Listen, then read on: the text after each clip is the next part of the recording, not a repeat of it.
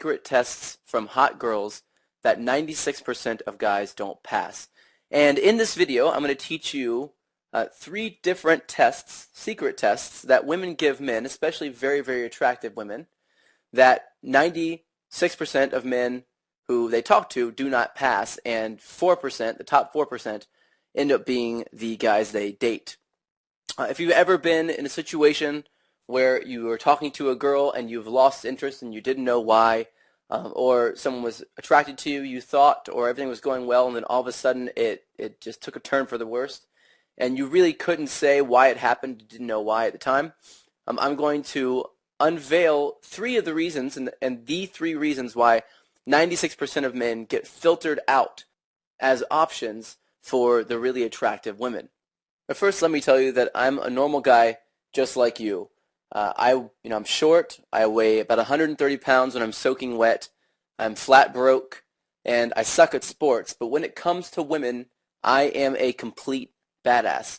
And here's why. I learned the things to say, the way to act, and the right timing for everything that I do that makes women uncontrollably gravitate toward me. Now, in this video, of course, I'm going to show you a technique to give you the same ability to be a complete badass with women, even if you're not rich, tall, muscular, or good at sports. The first question I think we all have is why? Why do women give us tests in the first place? What are they trying to accomplish, and are they bad or mean because they're doing this to us? Well, the truth is, no, they're not mean, and there's a reason why they're giving us tests, and the reason why is because realistically they have to. You see, women have what's called a filter mechanism. A filter mechanism basically means that their job is to filter out all of the weak and insecure men who aren't actually confident, and make sure that those guys are going away and not coming into their life, and allowing men who are confident, who are powerful and strong, truly, to fall through the filters and to get close to them. So they have a series of different tests that they give men subconsciously, and they don't even know that they're doing this. And if a guy passes the test, then they know that this guy is the right guy for them. And if not, they think this guy is not wanted, not desired, and typically not within their league. Now, what they're really looking for is they're looking to see whether or not you are used to having very beautiful women in your life already. If they believe that you do already have beautiful women in your life, then they will be more attracted to you because they'll think that there's a reason why other women are attracted to you. So they'll be more intrigued, they'll be more curious. But if you secretly act and subconsciously act like you don't have attractive women in your life, then they pick up on that through these tests and they filter you out. So the real question, I guess, now is, what are the three tests and how do I pass them? The first test is possibly the most common test that men see, and it's called a compliance test.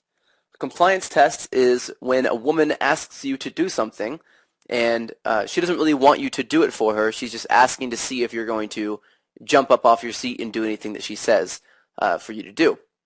She's doing this because she doesn't want a guy who's going to bend to her every will, because a guy who bends to her every will is not used to dealing with beautiful women, and therefore he's going to do anything that she wants him to do. Now, if he fails this test, she may keep talking to him, but she's not going to talk to him and consider him as a potential mate, as a potential boyfriend. Instead, he's going to fall into the friend zone, or maybe even worse, he's going to get led on and sort of joked about behind his back to the rest of her girlfriends. So there are a lot of different compliance tests, and they usually happen in the beginning of an interaction, within the first 10 minutes of talking to a girl.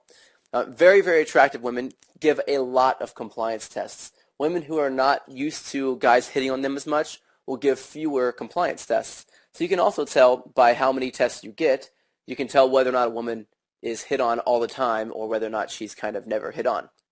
So the example of a potential compliance test might be, will you buy me a drink? Will you buy me a drink is a pretty common compliance test. Women have enough money to buy their own drinks in 99% of these cases. They just want to see if you're going to buy them a drink. Now, the typical response is to go, sure, yeah, of course, I'm not a dickhead and I'm not poor, so I'm going to buy you a drink. So the guy usually goes to the bar, buys her a drink. comes back, gives it to her, and she says thank you and turns around and walks away. Or she says thank you, sits there and talks to him while she finishes her drink, and then afterwards she says nice to meet you and walks away. Or like I said, maybe even worse is that she finishes a drink, asks for another, maybe asks for something else later, maybe calls you and asks if you can take her out to dinner, and then you end up paying for everything for her for the next 2 months, and she, again, is referring to you as her ATM, her own personal ATM behind your back. So that's one test called a compliance test. The next test is called a congruence test. A congruence test is something that you'll get more often if you're pretending to be cooler than you are, pretending to be more confident than you are. So anytime you walk in like you're a very confident man, women want to test to see whether or not your confidence is real, because guys have learned how to fake confidence. But how can you tell if a guy is faking confidence? Well, the best way to tell is by insulting him and getting him to a space where he's emotional so that he starts to act on his emotions and not on some sort of preconceived concept or preconceived story or personality that he sort of made up. So what they do is they end up just making fun of you in front of a bunch of people. This may come totally sideways. You may not see this coming at all. Things may be going well. She may be smiling, and then all of a sudden she just throws an insult in there like, where'd you get those stupid shoes, Walmart? Okay, so, all right, most guys would be insulted by this and be pissed off, especially if this is your first time really talking to a beautiful woman. But the truth is that this test exists because it works. Guys who are not confident get scared. They run away. They get freaked out. They look down. They have all these different cues. They stop talking for a minute and get confused look on their face. Guys that are very confident are used to women doing this to them because they're used to women being not sure if they're faking their confidence or not. So they know how to respond to this test. This is a test where if you're getting it, it's really considered a high-quality problem because that means you're talking to and attracting very beautiful women. And if you get any kind of a test, it means that the woman you're talking to thinks that you're a potential boyfriend or a potential hookup, and she's testing you to see whether or not that's actually true. So anytime you get a test, it's a good thing. But if you fail the test, you really need to sort of look back on it and understand what to do right and then fix it next time, because if you never learn that these are actually tests that you're getting, then you are going to fail them every single time. You also need to know exactly how to respond to these different tests and the different sort of ways around the back doors so that you know exactly how to move the conversation forward.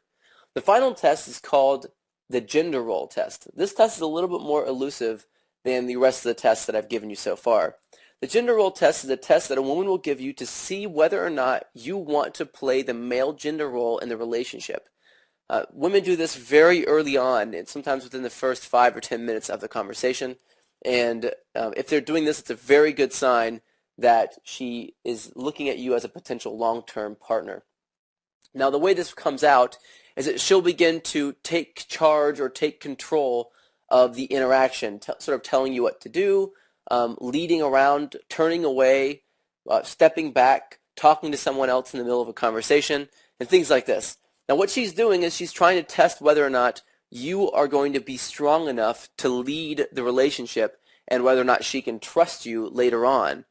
If you step forward, if you chase her, if you get angry, if you don't know what she's doing during this process, then you will fail this gender role test. And even worse, if you sit back and let her lead everything, she'll know that you are going to fold under pressure in the future, and she will not consider you to be a potential boyfriend or mate or hookup or anything beyond the 5 minutes that she spends talking to you.